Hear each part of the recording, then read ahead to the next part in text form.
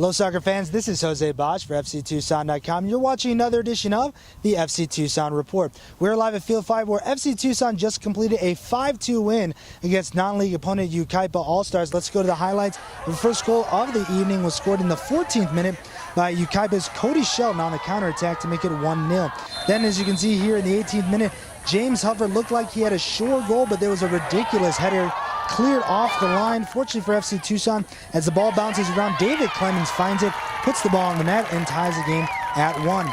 Then, in the 32nd minute, Ikyurav draws a foul in the penalty box. That allows Ricardo Velazco to step up for the PK and score his first goal of the evening to make it 2-1 FC Tucson. Then, in the 45th minute, looked like David Clemens might have his second goal. However, he misses the open net.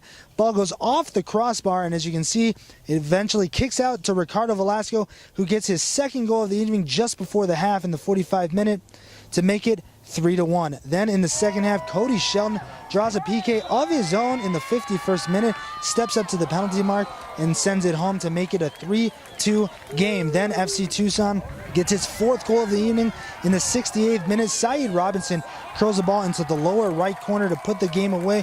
But for good measure, FC Tucson would score a fifth goal in the 85th minute. As you can see here, Tim Harbinson with a very long ball to Ikyurav. He had a lot of chances earlier in the game, but he finally gets this one here, 1v1, to make it 5-2. I asked FC Tucson head coach Rick Schantz and some players about the game and how good they're feeling playing so well to end the season. You know, the first 30 minutes tonight was probably the best 30 minutes we've played all season. And the ball movement, their space, their shape, it was great. We talked about it at halftime, made a couple of changes personnel-wise, but the performance tonight was great. Yesterday and a couple of days ago, we were practicing. We just worked in spacing, and the coach just like illustrated the same thing over and over again, and we had to just go with it. And in the game, we just try to illustrate the same thing, just getting wide when we have possession and just collapsing back on when we have when we lose the ball. So it was pretty much the work in training, just transitioning it into the game,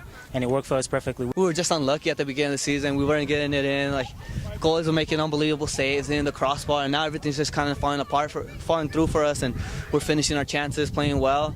I mean, that's what we've been trying to do the whole season. And for the fans, it's what we always look to give them, because we've been up and down, as you've said, and we had to finish on a high note, make the fans know we're with them all throughout the season. It doesn't matter if it's the last couple of games, even if we don't make the playoffs, nothing's going to stop us. We're going to come out with the same energy, and that's pretty much what we're about the last 3 games, and we'll have one more to go, and we'll still bring a lot of energy out coming. FC Tucson hopes the good times roll into the final match of the season. That'll be on Saturday, July 20th against BYU. I spoke with FC Tucson co-managing member Chris Keeney, and he said he wants to break the record, all-time record for attendance for FC Tucson, which would be 1,200. So they want to pack the house. If you want to get tickets for the event, you can go to our website at www.fctucson.com. And to follow FC Tucson news up to the minute, you can go on our Twitter account at FC_Tucson or our Facebook page at Facebook.com/FC Tucson. That does it for this edition of the FC Tucson Report. This is Jose Bosch saying so long, Tucson.